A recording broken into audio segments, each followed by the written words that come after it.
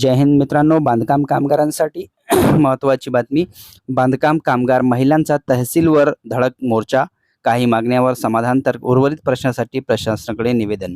तर बांधकाम कामगारांसाठी महत्त्वाची बातमी आहे अमरावती जिल्ह्यातील बांधकाम कामगारांसाठी आणि अन्य महाराष्ट्रातील सगळ्या बांधकाम कामगारांसाठी. कारण महत्त्वाची बातमी आहे. 19 मे 2026ला अमरावतीची बातमी आहे. अमरावतीच्या पेपरमध्ये आले होते. बांधकाम कामगार महिलांचा तहसीलवर धडक मोर्चा. काही मागण्यावर समाधान तर उर्वरित प्रशासनासाठी प्रशासनाकडे निवेदन.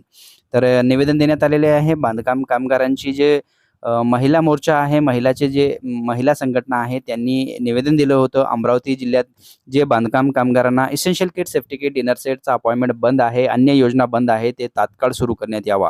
नमस्कार अमरावती. इथं वरुड तालुका वरुड आहे, त्याची अमरावती जिल्ह्यातील न्यूज आहे.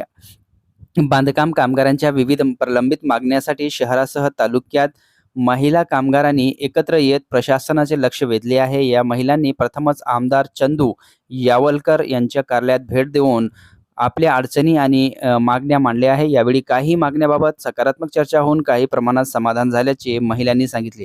मात्र अनेक प्रश्न अद्यापही प्रलंबित असल्याने महिलांनी पुढील पाऊल उचलत तहसील कार्यालय गाठले.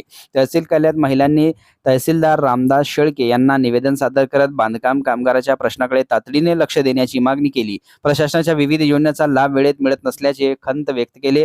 नोंदणी प्रक्रिया, बांधकाम कामगारांच्या मुलांसाठी शिष्यवृत्ती योजना, सुरक्षा योजना तसेच इतर शासकीय सुविधांमध्ये येणाऱ्या अडचणी दूर करण्याची मागणी करण्यात आली. यावेळी महिलांना प्रशासनाने सकारात्मक भूमिका घेत कामगारांच्या प्रश्नावर तात्काळ कार्यवाही करावी, तसेच तहसीलदारांनी सहकार्य करून प्रलंबित मागण्या मार्गी लावाव्यात अशी अपेक्षा व्यक्त केली. बांधकाम कामगार क्षेत्रात काम करणाऱ्या मजूर महिलांना अनेक अडचणी सामोरे जावे लागत असून शासनाच्या योजनेचा लाभ प्रत्यक्ष गरजूंना मिळावा यासाठी हा लढा सुरू असल्याचे महिलांनी स्पष्ट केले. यावेळी लोकेश पडोळे, स्नेहा खरेडे, किरण गाळगे, रेखा बर्डे, सुनंदा ढोले, कल्पना सिंगरवाडे, चंदा खंडागळे, माधुरी राऊत, चित्रा ठाकरे अशा विविध कामगार संघटनेचे जे पदाधिकारी होते आणि बांधकाम कामगार कल्याणकारी मंडळाचे नोंदणीकृत सदस्य आहेत, अशा महिलांनी विविध मागणीसाठी अर्ज तहसीलदारांना देण्यात आले.